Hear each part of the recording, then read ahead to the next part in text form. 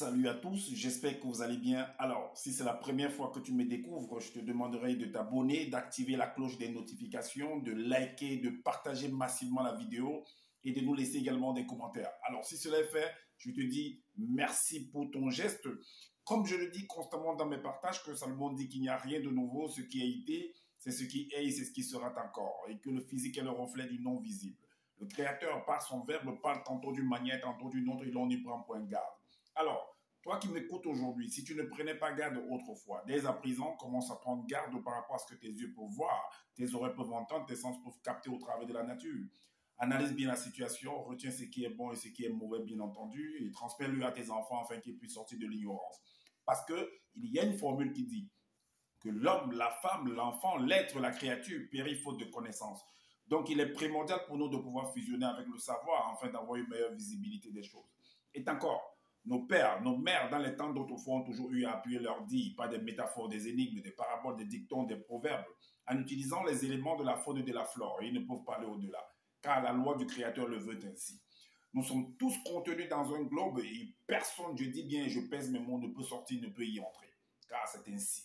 Alors, je reviens encore vers vous pour un décryptage, pour une analyse profonde, pour vous relever, en fait les zones d'ombre par rapport à un récit et par rapport à un récit, par rapport à un fait, par rapport à un fait de société, par rapport à une vidéo qu'a produit en fait le personnage qu'on appelle sur la toile Zululassan, ce faux prophète, ce faux pasteur qui pullule la toile avec ses mensonges, c'est tout qu'il a concocté, qu'il a copié il a écrit des livres qu'il a copié dans les Bibles classiques, il a copié dans le livre de Fable d'Olivet, dans le livre d'Alan Kardec, dans le livre de Secrets des Nord, afin de venir faire comme si ça émanait de lui. Donc ça c'est de l'usurpation d'identité, ça c'est usurper en fait le travail des autres et faire comme si ça émanait de lui. Alors, donc, comme j'avais dit, que je suis là pour briser les choses, je suis là pour déchirer les rideaux, afin de vous exposer ce qu'on vous cache. Est-ce que vous comprenez? Alors, donc, écoutez attentivement cette vidéo-ci, prenez des notes et analysez également en même temps que je vous partage, de vous écouter cette vidéo-ci. Vous allez comprendre, vous serez stupéfait de ce que vous allez entendre. Vous allez comprendre encore une fois de plus que ce qu'on a écrit de manière énigmatique, énigmatique, selon les Bibles classiques, que ce sont des choses qui se produisent devant vous. Et peut-être loin de vous, que vous pouvez voir à la télé, vous pouvez entendre à la radio. Est-ce que vous comprenez? Alors, donc, vous allez comprendre encore qu'une fois de plus que, comme je vous dis souvent, qu'il faut toujours analyser. Peu importe la chose qui se présente devant vous, analysez toujours et comparez toujours également avec d'autres choses que vous connaissez ou allez fouiller pour voir en fait, pour trouver l'équilibre, tout simplement. Vous allez comprendre une fois de plus que dans cette vidéo, dans ce partage, que Zulu, en fait, c'est un bandit, c'est un escroc, c'est un féman. C'est quelqu'un qui est là, en fait, pour sucer l'énergie, pour pomper l'énergie de ceux qui sont, on va dire, ignorants, qui ne maîtrisent pas encore la chose, parce qu'ils n'ont pas le temps de lire. Tu es ignorant parce que tu n'as pas le temps de lire, parce que tu ne fouilles pas suffisamment. Parce que tu es occupé, en fait, par les choses de la vie courante. Est-ce que vous comprenez? Il y a d'autres personnes qui sont occupées par les choses de la vie courante, mais ils essaient quand même de trouver un moment pour aller fouiller, pour aller chercher, afin d'augmenter, en fait, leur débit de connaissance. Est-ce que vous comprenez? Alors, donc, dans sa vidéo qu'il a eu à partager, il a parlé, en fait, d'Élie le Tishbite. Élie, dans les Bibles classiques, on dit le prophète. C'est le titre qu'on lui donne, prophète. Alors, nous allons entrer que le prophète a eu, en fait, il y a eu une bataille entre lui et soi-disant une autre catégorie de personnes qu'on appelle les prophètes de Baal. On va comprendre tout au long de ce partage qui sont les prophètes de Baal. Qui est cet homme de Élie même? Est-ce que vous voyez? Ou alors cet exploit que, selon les Bibles classiques, dont on mentionne dans les Bibles classiques, cet exploit dont on mentionne dans les Bibles classiques, si ça a réellement eu lieu selon ce qui est écrit, ou il y a autre chose qui se cache derrière. Est-ce que vous comprenez? Donc, nous allons dévoiler cela dans ce partage-ci. Donc, c'est parti. Alors, nous allons aller étape par étape. Nous allons déjà définir, chercher à comprendre la définition de Galade. Parce que dans les versets que nous allons prendre, en fait, vous allez vous rendre compte que Élie se trouvait en Galade. C'est quoi Galade? Ok. selon ce que nous avons recueilli, dans nos recherches, nous avons trouvé que Galad, en fait, signifie dur en hébreu, dur, rugueux, rocheux, donc quelque chose de dur. Donc, c'est une terre rocailleuse, c'est une terre rugueuse, c'est une terre qui est dure, donc qui est sèche, une terre sèche, qui est totalement sèche. Donc, ça veut dire que on va dire comme ça, la situation climatique est tellement rugueuse là-bas. C'est ça qui veut dire Galad. Ok, donc je suis parti également parce que dans Genèse chapitre 31 au verset 21, on parle de Galad là-bas. Mais je suis parti dans la traduction New International Version. Ok, donc là il est dit so en anglais, so he fled with all he had, crossed de Euphrate. Donc là, en fait, ce verset de Genèse 31, verset 21, parle de Jacob. Parce que Jacob, à un moment donné, est parti chez son oncle, qu'on appelle Laban. Et de là, il a vécu là-bas, il a eu ses femmes là-bas. Et maintenant, il va s'échapper, il va s'enfuir, en fait, de chez son oncle. Voilà pourquoi il est dit que so he fled with all he had, crossed the Euphrate. Donc, Euphrate, en fait, entre parenthèses, c'est Idékel. Et Idékel, Euphrate river. And headed for the hill country of Gilead. Donc, entre parenthèses, Galad. Gilead là, ou Gilead là, c'est Galad.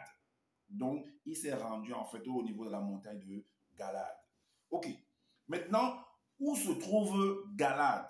Alors, ce lieu où Élie se trouvait, ça se trouve où?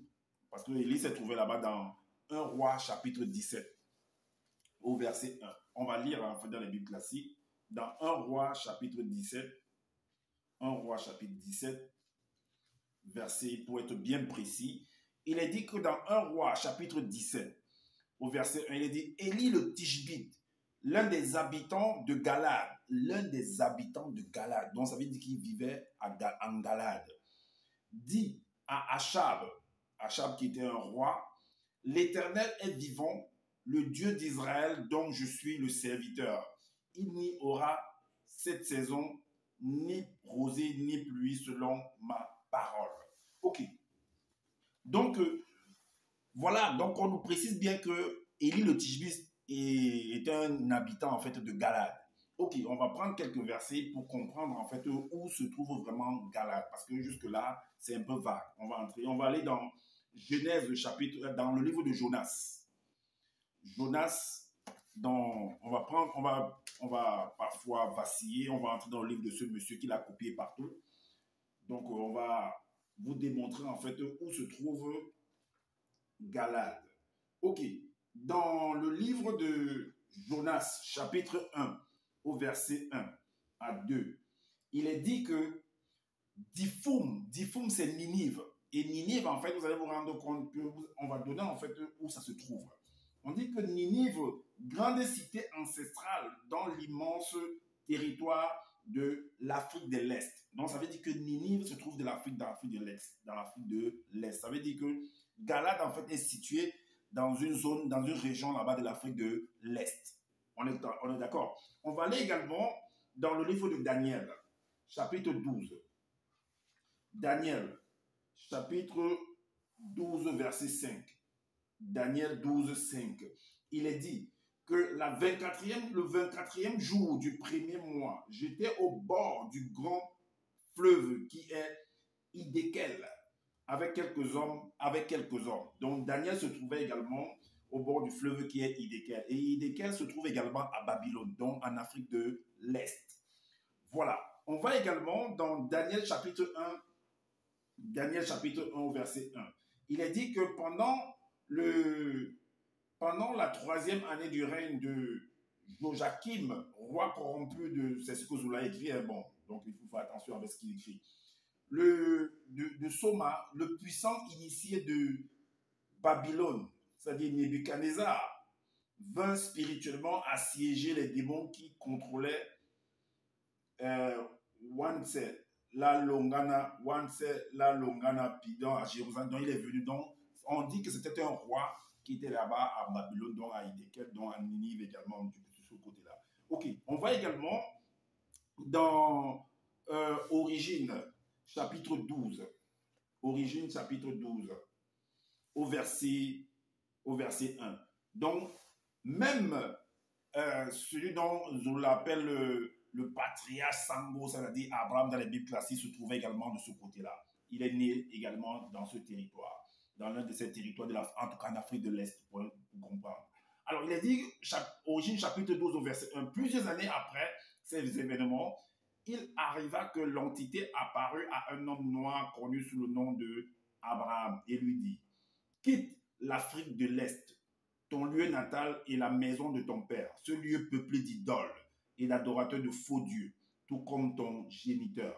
Est-ce que vous comprenez? Donc, on le dit de quitter l'Afrique de l'Est parce que c'est un lieu d'adorateurs d'idoles, de démons. Ok, c'est ce que Zola écrit. Ok, on va également dans Origine, chapitre 2, au verset 14, en parlant de...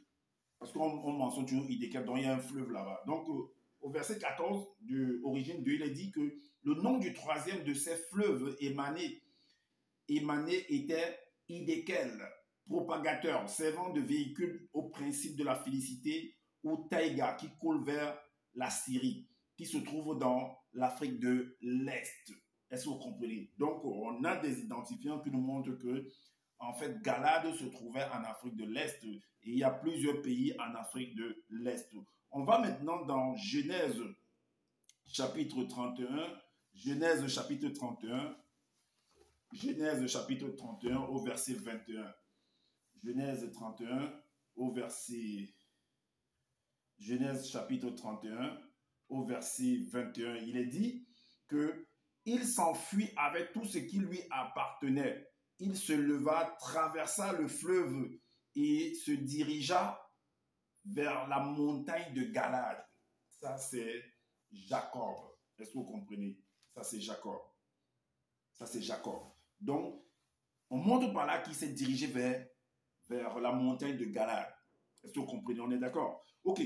On va comprendre, en fait, parce que dans chaque région, vous devez savoir que dans chaque région, il y a une situation climatique, il y a une situation également, on va dire, oui, climatique et alimentaire également. Ok, par rapport à la situation climatique de l'Afrique de l'Est, et j'ai essayé de répertorier en fait les pays qui se situent en Afrique de l'Est. Il y a le Burundi, il y a le Comore, il y a Djibouti, il y a l'Éthiopie, il y a l'Érythrée, il y a le Kenya, il y a le Rwanda, il y a le Seychelles, il y a la Somalie.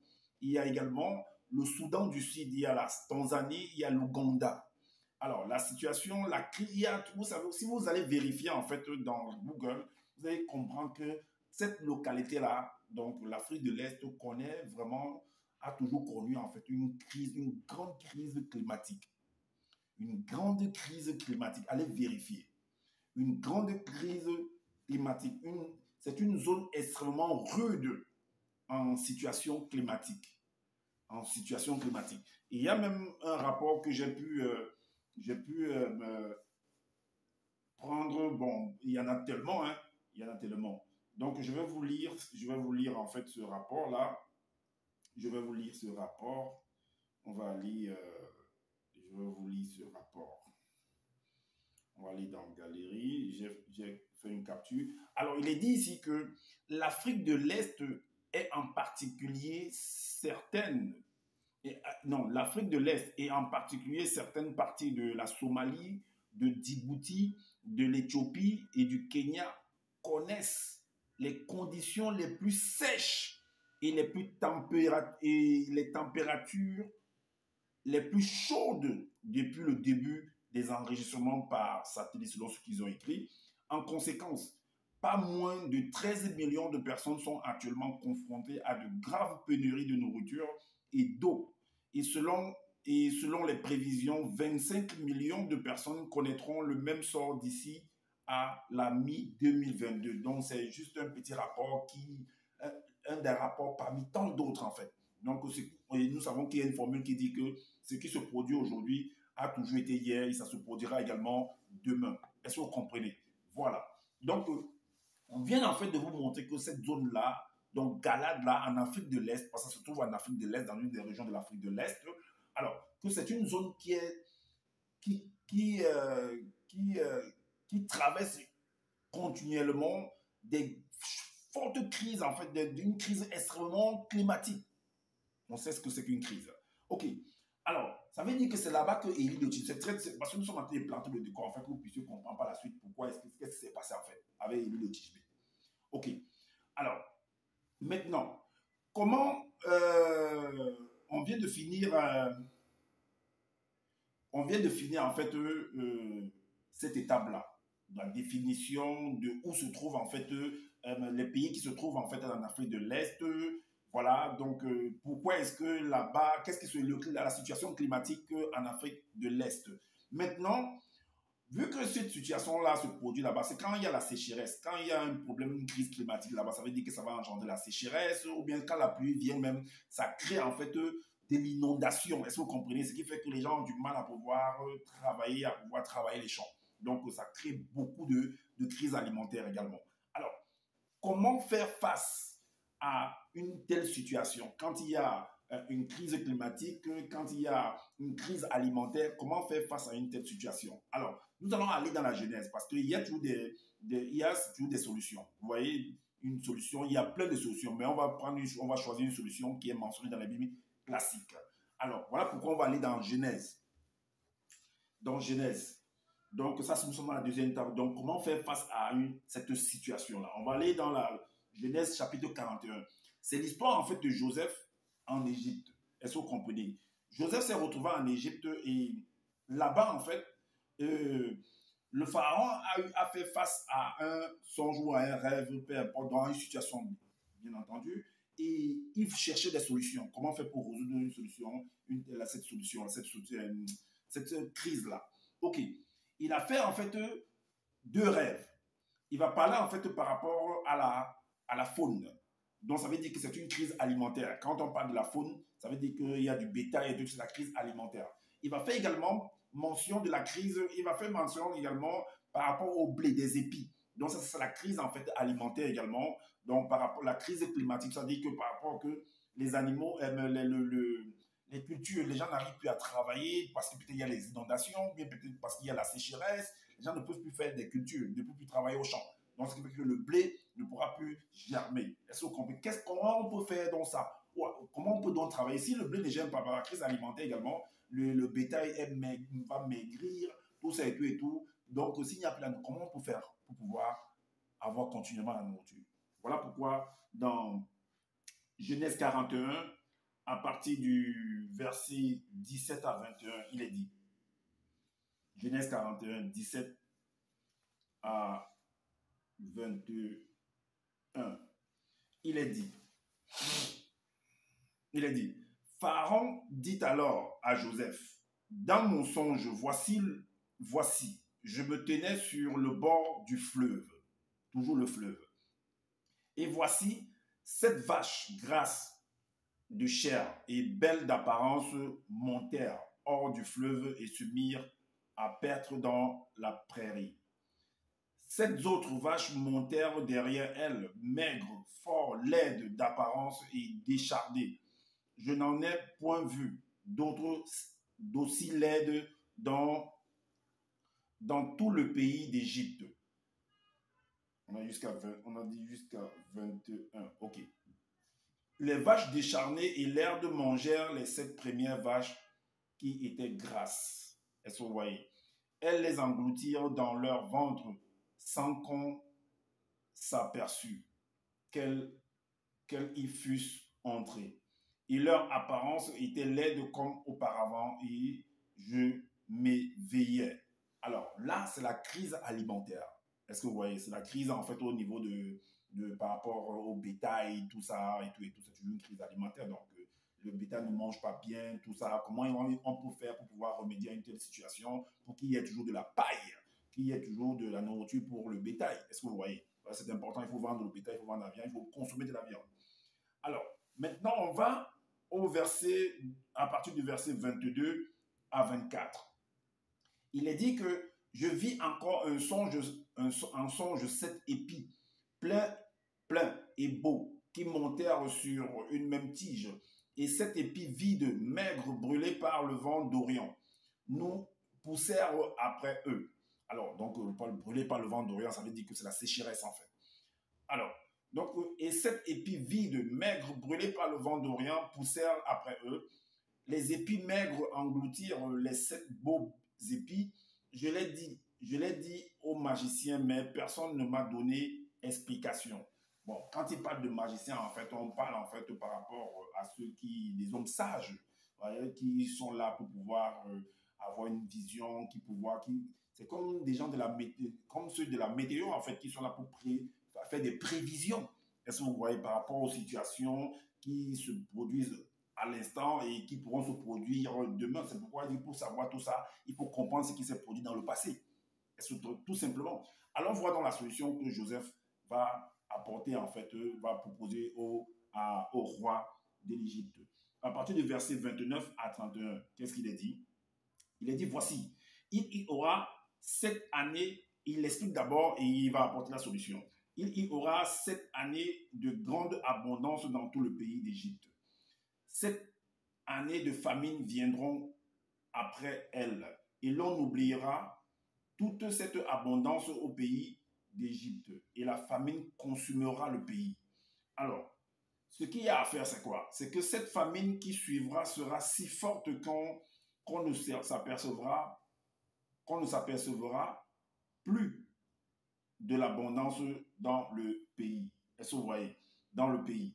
Maintenant, on va aller pour la solution. Donc, il a expliqué, maintenant, on va à la solution qu'il va apporter. À partir du verset 33 à 36. Il dit quoi? Il dit maintenant que le pharaon choisisse un homme intelligent et sage et qu'il le mette à la tête du pays d'Égypte. Que pharaon établisse des commissaires sur le pays pour lever 1/5 des récoltes de l'Égypte pendant les 7 années d'abondance. Verset 35. Qu'il rassemble tous les produits de ces bonnes années qui vont venir. Qu'il fasse sous l'autorité de Pharaon, qu'il fasse sous l'autorité de Pharaon des amas de blé, des approvisionnements dans les villes, et qu'il en ait la garde. Le verset 36 nous dit, ces provisions seront en réserve pour le pays, pour les 7 années de famine qui arriveront dans le pays d'Égypte, afin que le pays ne soit pas consumé par la famine. Voilà la solution que Joseph a apportée par rapport à cette situation, à cette crise alimentaire, cette crise climatique. Ok, donc là maintenant, on va aller dans une autre phase. Alors de savoir, Élie, parce que dans le programme, dans le sujet que Zola a abordé, en fait, il nous fait comprendre que, comme je l'ai dit, Élie a fait face, en fait, à des prophètes, en fait, qu'on appelle les prophètes de Baal. Ok. Mais tout au long de ce récit-là, on nous fait comprendre que Élie a empêché la pluie de tomber. Donc, la question qu'on va se poser, est-ce que Élie a le pouvoir d'empêcher, ou alors un homme a le pouvoir d'empêcher la pluie de descendre, ou bien a le pouvoir de faire tomber la pluie? On va donc voir. Puisqu'on dit dans les Bibles classiques, ou bien même dans le livre de Zola, il fait comprendre que Élie a eu à faire cet exploit-là, de faire tomber la pluie, d'arrêter la pluie et de faire tomber, parce que soi-disant, il est le prophète, en fait, il est le serviteur de Loba. Donc, Loba lui a donné le pouvoir d'arrêter la pluie, d'empêcher la pluie de tomber et aussi de faire pleuvoir, de faire tomber encore la pluie. On va donc voir si c'est possible, si un homme peut le faire sur cette terre. Alors, voilà pourquoi on va aller dans un roi. Dans un roi, si c'est possible. Dans un roi, au chapitre 21. Un roi, parce que les gens sont là. J'ai eu en fait récemment, parce que toute cette semaine-ci, la semaine passée, il a plu en fait. Et ici au Maroc en fait, quand je causais avec mes collègues du travail, ils me disaient que les gens sont en train de prier en fait pour que la pluie descende. parce qu'il y a trop de sécheresse en fait. Mais j'ai dit, mais qu'est-ce qu'il raconte là? Mais quand on regarde la météo, on sait déjà qu'il va pleuvoir. Donc, en fait, ils veulent, qu'est-ce qu'il faut? J'ai compris en fait le jeu. Et eux-mêmes, mes collègues marocains, eux, ils ont compris en fait. C'est les ignorants en fait, c'est ceux qui ne lisent pas, qui ne consultent pas en fait la météo, qui pourront croire que non, comme les gens là sont rassemblés dans tout le Maroc, ils sont en train de prier par exemple dans les mosquées, que non, il faut que la pluie tombe. Et quand la semaine prochaine la pluie va descendre, ou dans quelques jours la pluie va descendre, ils vont dire que non, ah non, c'est parce qu'ils ont prié que vraiment Allah a fait descendre la pluie en fait. Est-ce que vous comprenez? Donc, non, ça c'est de la manipulation pure et simple. C'est de la manipulation. Alors, donc, dans 1 roi, chapitre 21, au verset 1, il est dit quoi? De nombreux jours s'écoulèrent, c'est ce que Zoula a écrit, de nombreux jours s'écoulèrent et l'entité s'adressa à Bé, donc lui l'appelle Bé, dans sa langue, c'est Élie, la troisième année en ces termes, va te présenter devant le Mola, c'est-à-dire Achab, l'entité des saisons va envoyer la pluie dans le pays. Donc, mais la pluie, ça veut dire qu'il n'y avait pas la pluie et que peut-être dit d'envoyer la pluie. Donc, ok, on va donc aller, parce que pour que tu, quand ils viennent dire que non, on va dire que la pluie va descendre, alors on va dans leur comprendre pourquoi est-ce que dans la pluie n'était pas, donc ça veut dire qu'il avait arrêté la pluie. On va donc aller plus en avant, au verset 17. Il est dit que, au verset 17, au chapitre 17 plutôt, le verset 1, il est dit que un Moutopéda Mundi nommé Bé, donc un prophète nommé Bé, originaire du village de Kouesse, de Bé de Kouesse, originaire Mbames, là c'est Galade, en Galade, vint dire au roi, Achab, donc Moula, aussi vrai que l'Oba, que je sais, est au-delà du vivant, il n'y aura ces prochaines années, ni rosée, ni pluie, sauf si je le demande. Donc, l'Oba l'a envoyé de venir dire qu'il n'y aura pas de prochaines années, qu'il n'y aura pas de pluie. Allons donc voir ce qui est écrit dans les Bibles classiques de ce même chapitre. 1 roi chapitre 17 au verset 1. Il est dit, et Élie le Tishbite, l'un des habitants de Galade, dit à Achab, l'Éternel est vivant, le Dieu d'Israël, dont je suis le serviteur. Il n'y aura ces années-ci, ni rosée, ni pluie, sinon à ma parole. Ok. On est d'accord? Ok. Donc, ça veut dire que si on s'en tient à ce qui est écrit, ce qu'on vient d'entendre là, donc Élie a la capacité, le pouvoir qui lui a été accordé, soi-disant par l'Oba, qui est le Dieu de Zoula, ou bien par l'Éternel, ou bien par Jéhovah, ou bien peu importe comment vous l'appelez en votre langue ou dans votre communauté, ainsi de suite. Donc, a le pouvoir d'empêcher la pluie de descendre et de libérer la pluie également. Ok. Alors, on va dans Apocalypse chapitre 11 au verset 6. Apocalypse chapitre 11 au verset 6. On va vous montrer la révélation en fait. Ce que ça signifie, ce que ça cache en fait. Si l'homme est vraiment capable de le faire. Dans Apocalypse chapitre 11 au verset 6, il est dit, là on vous donne la révélation, ce qui est caché derrière. Alors, il est dit que ils ont, Apocalypse chapitre 11 verset 6, ils ont le pouvoir de fermer le ciel, afin qu'il ne tombe point de pluie. Donc on dit que là ça fait partie, vous lisez tout le chapitre 11 d'Apocalypse, vous allez comprendre pourquoi. Moi j'ai juste pour le verset 6. Donc si vous lisez, vous allez comprendre le récit. Alors on dit qu'ils ont le pouvoir, on s'adresse à certaines personnes. Ils ont le pouvoir de fermer le ciel afin qu'il ne tombe point de pluie pendant les jours de leur prophétie. Et ils ont le pouvoir de changer les eaux en sang et de frapper la terre de toute espèce de plaie, chaque fois qu'ils le voudront. Donc voilà, en fait, des gens qui ont le pouvoir d'empêcher que la pluie tombe. Même dans le livre de Zoula, c'est écrit, dans Apocalypse chapitre 11 au verset, je crois, non, lui n'a pas écrit ça. Zoula n'a pas écrit ça. Ok, allons donc voir ce que ça signifie. Allons dans le livre de Proverbes. Voilà la réponse à ce truc-là, si réellement il est capable de le faire.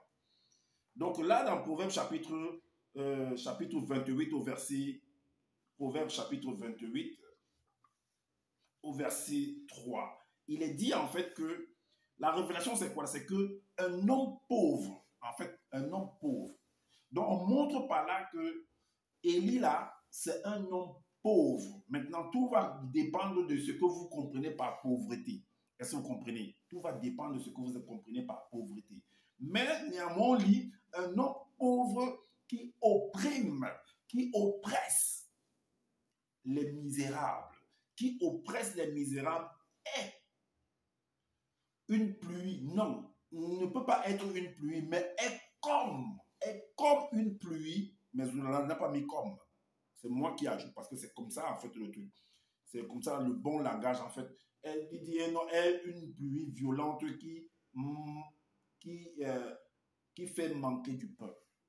Donc, est comme. Donc, c'est juste une métaphore en fait. On fait une métaphore en disant que est comme une pluie violente qui fait manquer du pain. Ça veut dire que c'est l'homme en fait qui peut entraîner en fait, qui peut amener en fait une crise, qui peut produire une crise alimentaire. Mais comment il fait pour produire une crise alimentaire? Il suffit de fermer les vannes. Est-ce que vous comprenez? Il suffit d'empêcher que la nourriture, il suffit de venir faire des guerres pour empêcher que les gens puissent manger. Quand il y a des guerres, les gens arrivent à bien manger, les gens n'arrivent pas à aller travailler, les gens n'arrivent... de manière naturelle, quand il ne pleut pas, ça crée la sécheresse. Est-ce que vous comprenez? Donc, ce n'est pas comme si Élie va dire que pluie ne tombe pas et la pluie ne tombe pas. Non, ce n'est pas possible. Est comme une pluie violente qui fait manquer du pain ou qui fait manquer en fait est comme en fait voilà qui fait manquer du pain. Donc c'est ça la révélation. Donc ce n'est pas comme si il va dire que non, il va faire des incantations et la pluie va pas tomber. En fait, c'est faux. Aucun homme ne peut empêcher que la pluie ne tombe. Je dis aucun homme ne peut le faire. Voilà. Maintenant, on va aller dans une autre étape. On va aller dans une autre étape pour comprendre en fait qui sont les 450 prophètes de Baal. Mais Zola, lui, il appelle Nyungu. Et dans les Bibles, on dit Baal. Et les 450 prophètes de Baal et les 400 prophètes de Arstaté. Zola, lui, il appelle Lemb à sa langue. On va essayer de comprendre qui sont ces personnes-là, qui sont cachées derrière ces codes-là, ces langages barbares. Parce que moi, j'appelle ça un langage barbare. Donc, on va comprendre quelles sont les personnes qui sont cachées derrière ce langage-là. Parce que nous, on parle terre à terre afin que vous puissiez mieux comprendre les choses. Analysez très très bien. Alors, on va aller dans 1 Roi, chapitre 22. Chapitre 22, le verset 5. Il est dit que, comme je vous ai dit, qu'il y a en fait cet opposé. Il a eu un défi, il a lancé un défi en fait à une catégorie de personnes que Zola va appeler par exemple les prophètes Lemb, les prophètes de Nyungu, tout ça. Dans les Bibles, on parle de Arstaté et de Baal. Alors, moi, donc Zola en fait explique que oui, effectivement, Élie a défié les prophètes de Baal parce que Loba, soi-disant, sont leur dieu ou leur créateur, l'a permis, l'a donné le pouvoir d'exécuter, en fait, de faire que le feu puisse descendre, en fait. Donc, il les a défiés. Moi, dans Zola, Élie est capable de réaliser un tel exploit. Et toi, selon tes récits, selon tes explications, tu dis que tu es le deuxième de la création. Ça veut dire que tu es au-delà, en fait, tu es le patron, le chef de Élie. Mais tu es en France là-bas. En France, il y a des abominations qui se produisent selon ce que vous expliquez, mais tu n'arrives pas à faire taire en fait ceux qui sont derrière toutes ces abominations-là, tous ces démons, tous ces prophètes de Baal qui sont derrière. Tu n'arrives pas à les faire taire. Tu n'arrives pas à aller à la présidence, à l'Élysée, aux Champs-Élysées. Oh, qu'est-ce qu'il dit? Tu n'arrives pas à aller à l'Élysée pour confronter Macron. Tu es là, tu restes dans ta chambre ou bien c'est dans ton salon. Tu parles, tu blabla, mais tu n'as que ça à faire. Tu te limites à ça, à bavader, à lire et à bavader. Et à escroquer ceux qui ne veulent pas apprendre à lire. Est-ce que tu comprends un peu? Ceux qui ne veulent pas vérifier. Moi, je t'ai lancé des défis à plusieurs reprises. Tu n'as jamais tenu en fait. Tu n'es jamais venu. Et je te le dis, je réitère encore. Si tu penses que tu as une particule de pouvoir, sors de ton corps, viens afin que je puisse venir, je puisse témoigner. Tu n'as aucun, ou bien envoie. Comme tu dis que Élie a fait descendre le feu. Et toi, tu es au supérieur à Élie. Fais descendre le feu chez moi. Afin que je brûle. En direct, comme je suis en train de parler là, fais descendre le feu. Que je brûle. ou bien après même, si tu vas voir ma vidéo, faites, ou ceux qui vont voir, ok, allez lui dire, faites descendre le feu que je brûle. Et qu'on voie n'importe quoi. Tu ne fais que lire comme tu lis là, et parler, blablater comme tu parlais, c'est fini. Il n'y a plus rien d'autre. Et escroquer ce que tu peux escroquer. Ok. Donc, on a dit qu'on veut comprendre qui sont derrière la mention prophète de Baal, tout ça et tout et tout. Donc, dans 1 Roi chapitre 22, à partir du verset 5, il est dit, dans le livre de Zola, que les non-initiés, que les non-initiés Tombouane Bila viennent avec les 450 prophètes du faux dieu Nyungu, qu'ils viennent aussi avec les 400 prophètes de la déesse Lem et que la reine Munja Nyungu protège. Non, machin, il a fait descendre le feu. Et il y a des choses qui se passent au Cameroun, dans ton territoire, ton pays là-bas, tu n'arrives pas à les résoudre cela. Les microbes qui sont au Cameroun là, tu ne peux pas les résoudre ça. Tu restes, tu blablates. Alors, on va également dans 1 Roi, chapitre 18, dans les Bibles classiques. 1 Roi, on va voir ce qui est écrit. Chapitre 18, au verset 19. Il est dit que, le même récit, il est dit que fais maintenant rassembler tout Israël auprès de moi, à la montagne du Carmel, et aussi les 450 prophètes de Baal, et les 400 prophètes d'Astarté, qui mangent à la table de Jézabel. Donc, ce sont des hommes en fait. C'est ce qu'on appelle en fait des diseurs de bonne aventure. Vous voyez parfois, si vous remarquez par exemple en Afrique, quand les gens veulent aller en guerre, les Africains, ils prennent des barbioles, des gris-gris, ils attachent sur eux, faisant croire que ça va les protéger. Mon ami, on a vu ça au sud-ouest là-bas. Les gars qui font les sécessionnistes là, ils prennent des gris-gris, ils attachent sur eux. Les Amba Boys là, ils prennent des gris-gris, ils attachent sur eux. Mon ami, la balle va passer sur toi correctement et bien. Comment ça va faire? On voit comment ça te protège. La balle passe sur toi bien même. Ou je ne sais pas qui vous a trompé avec vos gris-gris que vous racontez là. Ok, donc on nous fait comprendre, donc le même récit parle de, comme on a vu dans la Bible classique, dans le livre de Zola, c'est la même chose. Alors, le langage barbare de Miché. Parce que on va entrer en fait dans un récit qui s'est produit plus en avant par rapport à le roi toujours, je crois que c'est le roi Akab. Oui, toujours le roi Akab. Mais plus en avant, au chapitre 31. Vous allez comprendre un truc pour mieux comprendre qui sont ceux qui sont derrière ce truc-là. Donc, le chapitre 31, il y a en fait un langage barbare que Miché. Miché, en fait, Zola l'appelle Mene. Donc, soi-disant, Mene, en fait, selon Zola, est le prophète, en fait, de Loba. Donc, lui, il dit la vérité, que les prophètes, soi-disant, les prophètes de Baal et d'Astarté, eux, ils mentent, en fait. Ou alors, les prophètes, en fait, les faux prophètes, parfois, c'est ce qu'il va écrire, parfois, sont des menteurs. Est-ce que vous comprenez? Donc, et que Mene, lui, va venir, en fait, dire la vérité. Moi, j'appelle ça un langage barbare, un langage de manipulation, un langage de féman qu'il va utiliser pour pouvoir dire quelque chose. Écoutez très bien ce qui va se passer. Dans 1 Roi chapitre 3 au verset 4. 3 à 4. Alors, le roi Moula, qui est le roi Akab, devait aller voulait aller en guerre. Il voulait aller en guerre pour aller conquérir un territoire qui l'appartenait, qui était occupé par d'autres personnes. Alors, il appelle son collègue, son voisin, un autre roi, qui vient t'associer à moi, ben, on va faire cette guerre-là. Bien sûr, si c'est m'associer à toi, ça veut dire qu'on va faire la guerre-là, ben, après, on va se partager. Tout c'est très normalement. Alors, voici ce qu'il dit. Le roi de Tombouane Bila dit à ses hommes, vous savez que Iwonda, c'est-à-dire Ramon, de Mbame, donc de Galade, est à nous. Et nous hésitons à la reprendre au roi Batouba Mogne. Le verset 4 dit, il dit à Kokise, viendrais-tu avec moi pour combattre spirituellement? Bon, je l'ai écrit spirituellement, c'est un langage barbare. On appelle ça le langage barbare, c'est un langage de Féman. Spirituellement, là, c'est Féman. Et à Ewonda de Mbame, et Kokise répondit au roi de Tombouane Bila, ce sera pour moi comme pour toi, pour mon peuple comme pour ton peuple. Ok.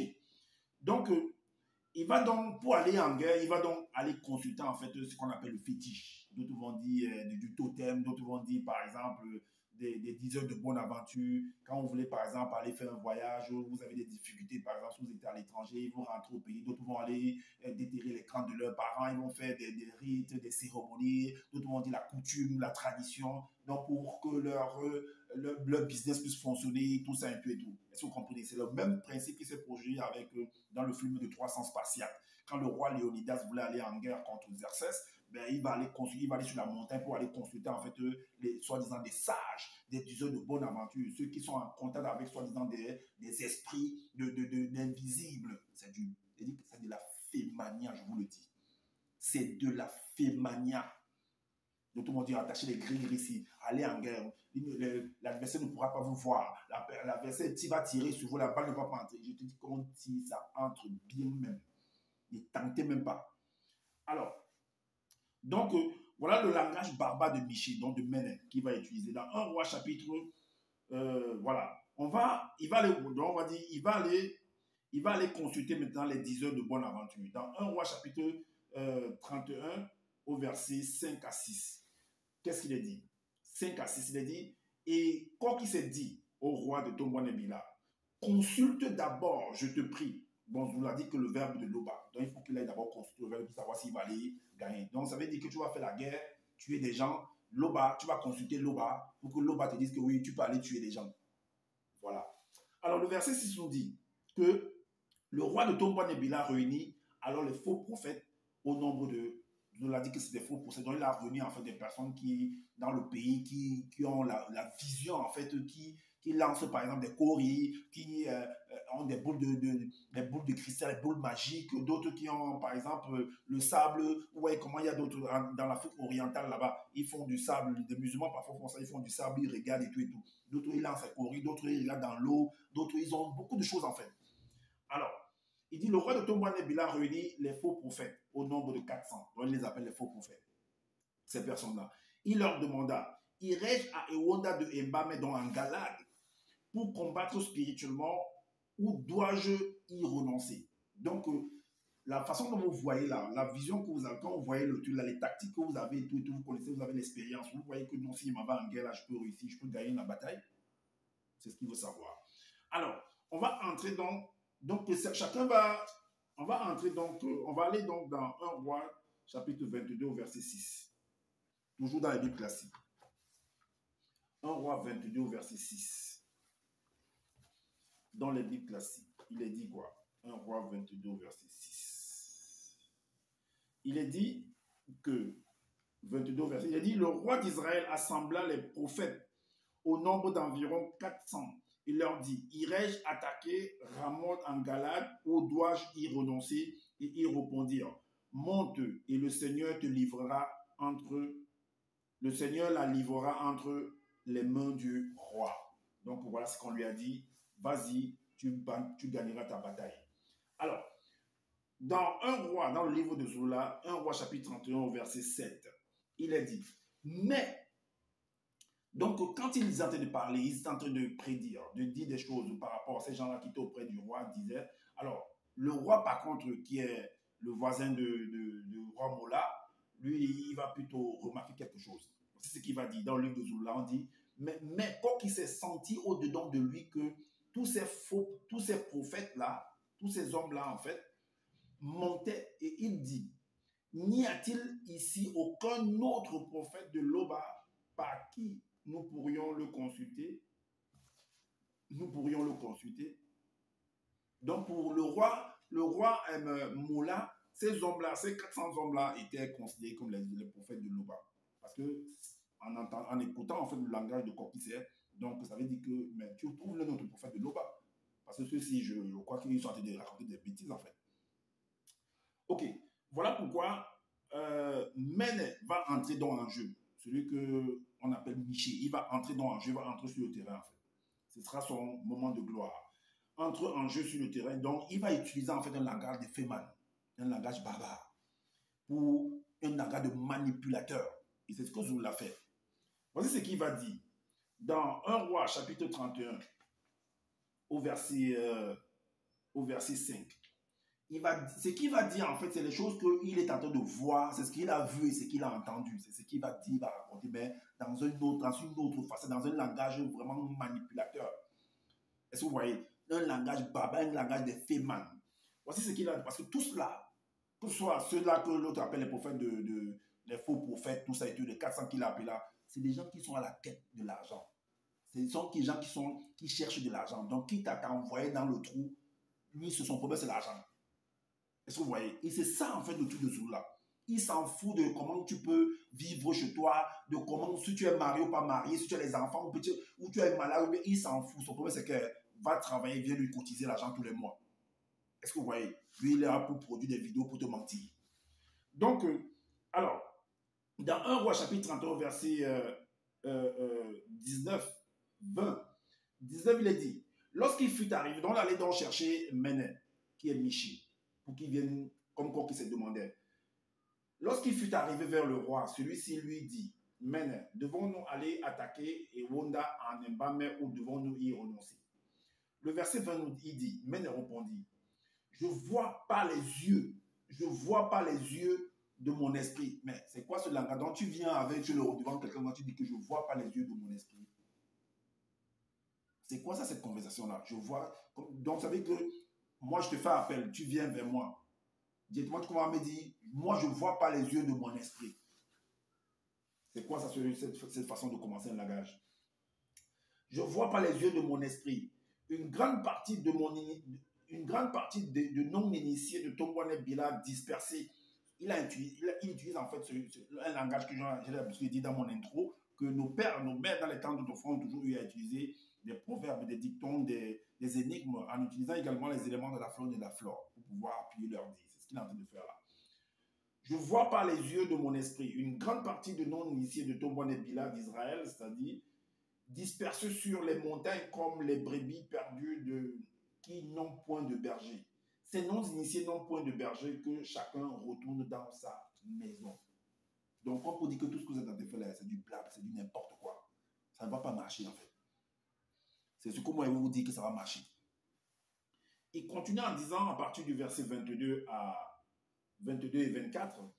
Alors, vu que il va expliquer en fait un phénomène que lui a vu en fait autour du roi, qui se produisait autour du roi. C'est ce qu'il va expliquer là. Au verset 22, il dit que, et Méné dit, écoute donc, j'ai vu Satan, le mauvais esprit, assis sur son trône, et tous les anges déchus se tenaient auprès de lui, à sa droite et à sa gauche. Mais il a vu ça où? C'est la scène c'est le décor en fait qu'il y a autour du roi en fait.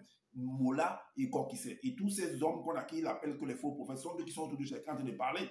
Vous allez voir ça. Vous allez comprendre. Alors, à la suite, il dit, le verset 24, il dit, alors, Satan, quand tous ceux-là étaient autour de Satan, voici ce qu'ils sont en train de faire. Alors, chacun disait, au verset 24, on a dit à partir du verset, on a dit le verset 22. Voilà, chacun se disait en fait, les anges déchus, qui trompera en donnant la mauvaise idée à Mola au roi pour qu'il aille attaquer en montant à Ewonda en Mbame et qu'il tombe sur le champ de bataille. Le verset 24 nous dit que les anges déchus, donc c'est-à-dire les anges déchus, c'est-à-dire si on revient en fait terre à terre, c'est les faux prophètes là dont il parle, qui étaient autour de Kokise et de Mola. Les anges déchus proposaient ceci, l'autre cela. Les anges déchus proposaient ceci, l'autre cela. Donc chacun essayait d'apporter sa proposition. Alors, on va aller dans 1 Roi, chapitre 31, au verset 12, pour vous montrer comment chacun proposait ceci, chacun proposait cela au roi Mola et au roi Kokise, ceux dont il appelle les faux prophètes là, que, en d'autres termes, des diseurs de bonne aventure. Au verset 12, il est dit que le roi de Tongwane Bila et Kokise, roi de Soma, était assis chacun sur son trône, revêtus de leurs habits royaux dans la place. C'est la même chose que Michée a dit, que lui l'appelle Méné, que je voyais Satan assis sur son trône et tout et tout. C'est la même chose. Donc il ne fait que dire ce qu'il a vu. Mais il utilise un langage de Féman. Donc le roi de Tombouane Bila et Kokise, roi de Soma, étaient assis chacun sur son trône, revêtus de leurs habits royaux dans la place, à l'entrée de la porte de Enomundongo, et tous les faux prophètes prophétisaient devant eux. Donc chacun disait ceci, chacun disait cela. C'est la même chose. Le verset 6 nous dit que, ils dirent, monte, l'entité livrera la ville aux mains du roi. Donc voilà un qui a dit, ils sont dit, monte, vas-y, tu vas gagner. Le verset 13 dit, et Loya, Sédécia, fils de Ben-Emas Moussango, c'est-à-dire Cananan, qui Naanan, s'était fait des cornes de fer. Et il dit, c'est peut-être son amulette là-bas. Alors, donc d'autres souvent ils ont souvent un bâton, souvent on dit que le bâton, le bonbon, tout ça et tout et tout. D'autres ont souvent le chasse-mouche, d'autres ont souvent une canne. Donc, ils appellent ça le bâton, un peu comme le bâton de Moïse en fait. Alors, donc c'était fait des cornes de fer. Et il dit, ainsi parle le verbe de Loba. Avec ces cornes, tu frapperas spirituellement les bateaux jusqu'à les détruire. Voilà un autre qui apporte sa proposition. C'est la même chose que Men est en train de dire. Le verset 15 nous dit quoi? Et tous les faux prophètes prophétisaient de même en disant, monte à Ewonda en Emba, mais tu auras du succès. Et l'entité la livrera sous la puissance du roi. C'est ce que l'autre est venu expliquer. Alors, maintenant, on va aller dans une autre étape. Donc, vous voyez qu'en fait, ceux qui se cachent derrière les 450 prophètes de Nyungu, ou bien de Baal, ou bien les 400 prophètes limbes qui est Astarté, en fait, c'est des hommes comme toi, des femmes comme toi, comme la nécromancienne que Saül, le roi Saül est allé consulter, en fait. C'est la même chose, c'est des hommes sur la terre. Maintenant, vu que dans le récit, selon le sujet, parce que c'est une bataille qui se produit, et c'est en Afrique de l'Est. Et vous allez remarquer, si vous partez consulter en fait les récits, dans Google en fait, vous allez comprendre que c'est une zone en fait, en Afrique, il y a eu trop de guerres. Jusqu'aujourd'hui, il y a trop de guerres. C'est pas pour dire qu'ailleurs, il n'y a pas de guerres. Et les guerres là, les conflits là, en fait, ont entraîné beaucoup de dégâts là-bas. Et ça continue à avoir. Récemment, pas longtemps, il y a eu je crois c'est en Éthiopie en fait. En Éthiopie là-bas où il y avait la guerre là-bas, où il y avait des divisions et ainsi de suite, des rebelles qui entrent en jeu, d'autres vont les appeler, vont les donner le nom des terroristes, et ainsi de suite. Donc, il y a des différents noms pour qualifier en fait ces genres de personnes. Alors, on va aller dans une autre pour comprendre quelque chose, dans une autre étape. Alors, ce qui se cache derrière la bataille entre Élie et les prophètes de Baal, qu'est-ce qui se cache? C'est pourquoi il dit que c'était une bataille, c'était une guerre. Alors, parce qu'il ne faut pas que Zoula vienne utiliser son langage barbare pour vous cacher les choses. Moi, je suis là pour vous dévoiler tout ça. On va aller dans un roi, chapitre 23, au verset 3 et 4. Un roi 23, 3 et 4. Il est dit que Hébé dit au peuple, parce qu'il a demandé qu'on puisse rassembler en fait, donc qu'il se lance un défi et tout et tout. En fait, le défi là, ça cache que c'était la bataille, c'était la guerre. Il y avait des armes lourdes. Il y avait des avions, il y avait des missiles qui se lançaient, il y avait des balles qui crépitaient en fait. Et cela, ça cause en fait la crise alimentaire. Les gens n'arrivent plus à manger, il y aura des déplacés de guerre, il y aura des réfugiés, tout ça. Et maintenant, ce qu'on appelle les ONG, on va envoyer en fait ils appellent ça quoi, les trucs des Nations Unies, tout ça, qui vont envoyer les aliments. On va envoyer par exemple, comme ce qui s'est passé en fait dans le livre de la Genèse, où on dit qu'il y a en fait la manne qui tombait du ciel.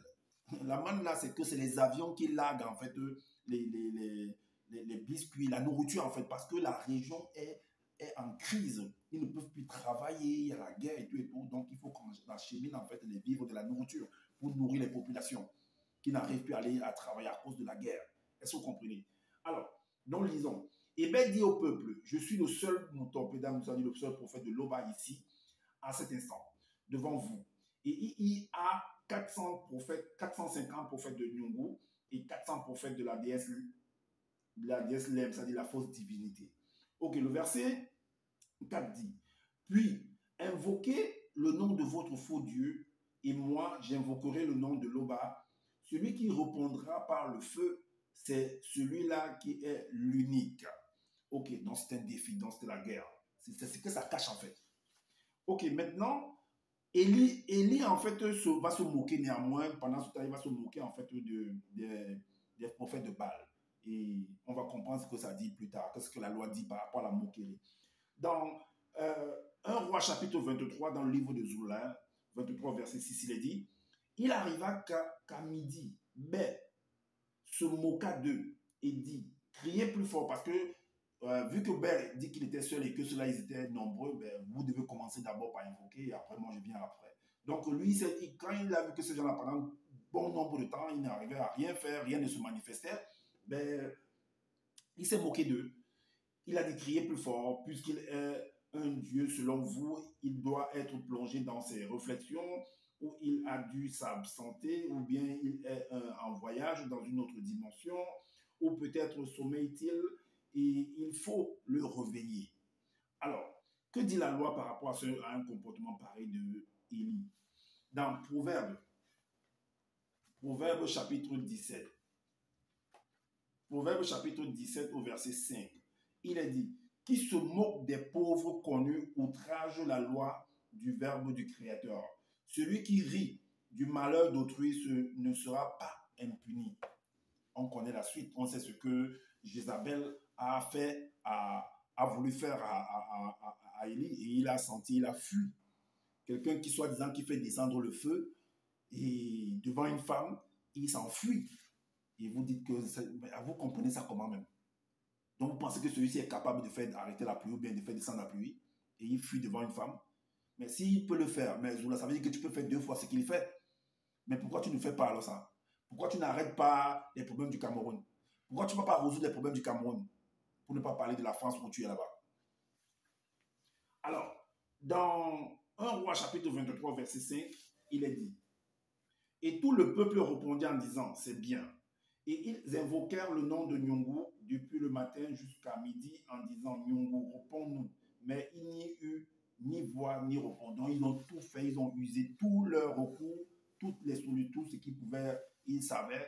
Donc, rien ne s'est produit. Et maintenant, Élie va encore entrer en jeu. Élie va entrer en jeu dans la scène. Alors, dans 1 Roi, chapitre 23, du verset 13 et 14, il est dit que le motopéda Moudissavant, ça il dit, t'étais l'oba de Sango, de Yololo, de Tindidon, l'oba d'Abraham, de Isaac, de Jacob, que l'on sache aujourd'hui que tu es l'oba, non pas seulement de Tobois de Bila, mais de tout le continent. Et encore, de toute réalité, et que je suis ton serviteur, que j'ai fait toutes ces choses par ton verbe. Le verset 14 nous dit, exauce-moi, t'étais, exauce-moi afin que ces gens sachent que c'est toi, t'étais, qui est créateur unique. Mais pourquoi toi-même, Zoula, tu ne fais pas ça? Pourquoi tu ne pars pas à l'Élysée là-bas, rencontrer Macron et faire des prières comme tu fais, comme il est en train de faire là, afin que tout s'arrête en France? Ou bien tu ne pars pas au Cameroun pour aller voir Paul Biya là-bas, le président Paul Biya là-bas, et aller faire ça là-bas, cet exploit là-bas? Pourquoi tu ne peux pas faire ça? Vraiment, quand vous trouvez des toc-toc, vous commencez à faire vos bêtises que vous faites là. Continuez à lire seulement comme tu lis là et à escroquer les gens qui acceptent toujours que tu les escroques. Alors, la suite dit quoi? Et ton verbe les ramènera ainsi à leur fidélité d'autrefois. Le verset 15 nous dit, aussitôt, une formidable colonne de feu conscient fut lâchée par l'entité du feu, suivie d'une grande explosion. Boum! Ça, c'est quoi? C'est pas un missile, c'est pas une bombe, ça. Alors, on va entrer en fait en profondeur pour décrire, pour dévoiler en fait ce qui se cache derrière le verset 15 que nous venons de lire là. On va aller dans Jérémie, chapitre 3, vous allez comprendre que en fait c'était la guerre. Jérémie, chapitre 3. Jérémie, chapitre 3, au verset 5, on va décoder en fait.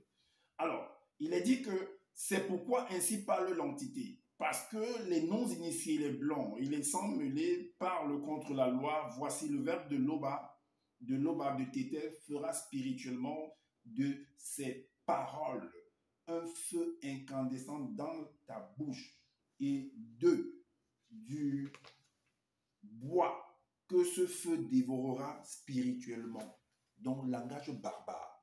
Mais néanmoins, ce qu'on peut retenir, c'est que c'est sa parole qui va être un feu dévorant. Et eux, et ceux qui seront en face de lui seront du bois, en fait. Et donc, ça veut dire que c'est une métaphore. Le bois va représenter, en fait, des personnes réelles. Et maintenant, quand tu vas venir, et toi, par la parole, ou bien par les allumettes, ou bien par, tu peux mettre un feu, et puis, voilà, ça prend feu. C'est une seule personne, et le bois, il y a souvent beaucoup de bois. Ça représente beaucoup de personnes. Pourtant, tu es seul. Et tu mets le feu avec la bouchée d'allumette, et ça prend boum. Est-ce que vous voyez? Ça, c'est une métaphore également. On va encore entrer plus en profondeur. On va aller dans Proverbe chapitre 28. Proverbe 28, comme on a lu plus tard, mais on reprend encore ce verset. On reprend encore ce verset dans le Proverbe chapitre 28 au verset 3, parce que c'est important. Il est dit que, alors, un homme pauvre qui opprime les misérables est une pluie violente qui fait manquer du pain. Donc, cette personne est également comme un feu qui empêche, qui brûle les gens. Une personne misérable, un homme pauvre qui opprime les misérables est une pluie. Tu peux remplacer par pluie, par exemple, par le feu qui va descendre, en fait. Alors, maintenant, dans Apocalypse chapitre 11 au verset 6, comme on a lu, il est dit quoi? Apocalypse chapitre 12, il n'a pas mentionné ça dans son livre, hein. C'est Apocalypse chapitre, il a sectionné ça. Apocalypse chapitre 11, verset 6, il est dit quoi? Il est dit qu'ils ont le pouvoir de fermer le ciel, afin qu'il ne tombe point de pluie pendant les jours de leur prophétie. Ils ont le pouvoir de changer les eaux en sang et de frapper la terre de toute espèce de plaie, chaque fois qu'ils le voudront. Donc, ils ont le pouvoir même de faire descendre le feu. Donc, c'est une métaphore. Ok, on va encore entrer plus en profondeur. On va aller dans Apocalypse chapitre 13. On va aller dans Apocalypse. On va aller d'abord dans Origine. Origine, avant de venir dans Apocalypse chapitre 13, on va aller d'abord dans Origine.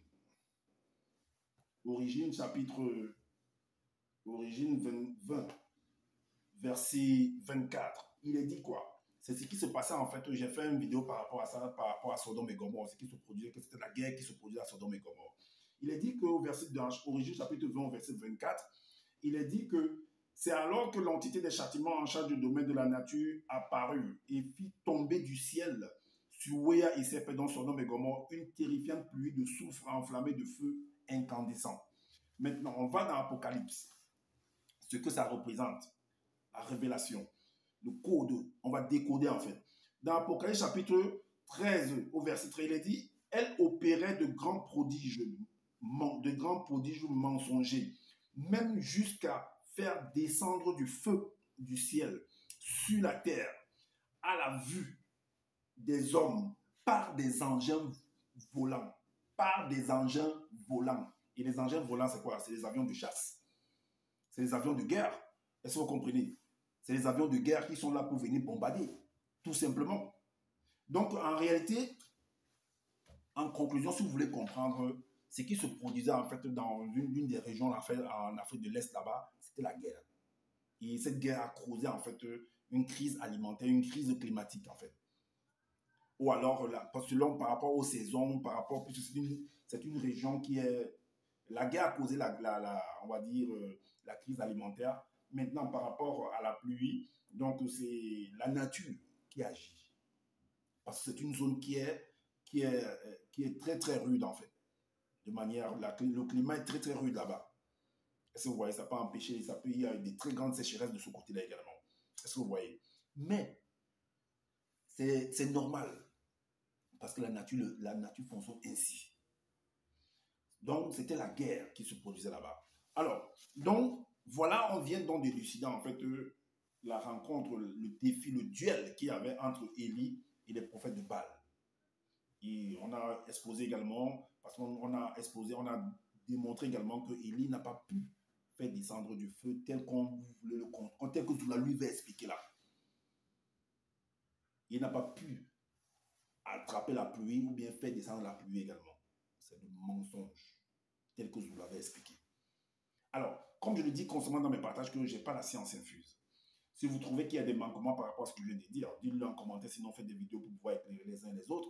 Également, abonnez-vous à ma page pour activer la cloche des notifications pour être averti des prochaines vidéos. Likez, partagez massivement cette vidéo afin de faire connaître la mauvaise foi, l'imposture, la manipulation, le langage barbare de ce personnage, ce faux prophète, ce faux pasteur de Zulu-Lassang qui pollue la toile avec ses torchons de livres, ses torchons d'enseignement. Est-ce que vous comprenez? Et voilà, prenez soin de votre famille et prenez soin de votre santé. Je vous dis à bientôt pour une prochaine vidéo. Ciao!